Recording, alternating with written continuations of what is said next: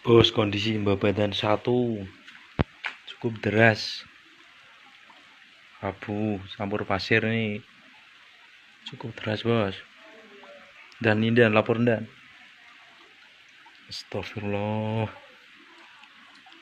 Sebanyak 193 orang warga Kalitengah Lor, Kecamatan Cangkringan, Kabupaten Sleman, Daerah Istimewa Yogyakarta, mengungsi setelah terjadi serangkaian awan panas guguran di Gunung Merapi pada Rabu, tanggal 9 Maret tahun 2022, malam.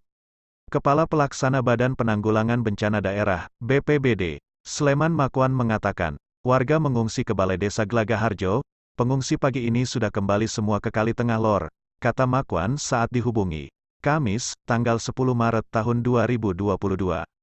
Sebagai informasi, Gunung Merapi meletus dan mengeluarkan beberapa kali awan panas sejak Rabu malam hingga Kamis dini hari. Balai Penyelidikan dan Pengembangan Teknologi Kebencanaan Geologi, BPPTKG, mencatat awan panas guguran terjadi pada Rabu pukul 23.18 waktu Indonesia Barat, pukul 23.29 waktu Indonesia Barat, pukul 23.38 waktu Indonesia Barat, pukul 23.44 waktu Indonesia Barat dan pukul 23.53 waktu Indonesia Barat. Kemudian pada Kamis pukul 0.22 waktu Indonesia Barat kembali terjadi awan panas guguran. Letusan itu juga mengakibatkan terjadi hujan abu di beberapa desa dalam Kabupaten Magelang, Jawa Tengah. Kondisi Merapi saat ini sudah melanda, sebut Makwan.